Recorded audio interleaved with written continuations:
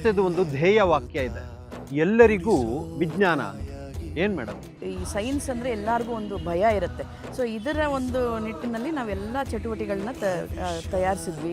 ಹೇ ಶಾರದೆ ದಯ ಪಾಲಿಸು.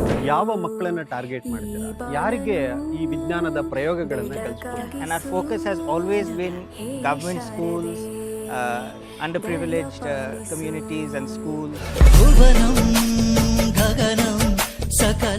Innovation and science promotion foundation ಅಂದ್ರೆ ಏನಿದ್ರ ಪರಿಕಲ್ಪನೆ? ಏನು ಚಾಕ್ ಆ್ಯಂಡ್ ಟಾಕ್ ಅಂತಾರಲ್ಲ, ಬೋರ್ಡ್ ಮೇಲೆ ಬರೀತಾರೆ, ಅವ್ರನ್ನ ಮಗ್ ಹೊಡ್ಕೊಂಡು ಮತ್ತೆ ಹೋಗಿ ಎಕ್ಸಾಮ್ ಬರೆಯಂಗೆ.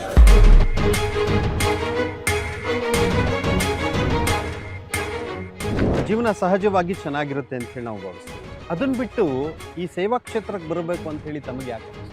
ಸಮಾಜದಲ್ಲೊಂದು ಪ್ರಾಬ್ಲಮ್ ಕ್ಲಿಯರಾಗಿ ಕಂಡು ಬಂದಲ್ಲಿ ಏನಾದರೂ ಅದ್ರ ಬಗ್ಗೆ ಮಾಡಬೇಕು ಅಂತ ಒಂದು ಇಚ್ಛೆ ಬರುತ್ತೆ. ಅದರಿಂದ ಶುರು ಮಾಡಿದ್ದು. ಅಶ್ವಾಂಬರ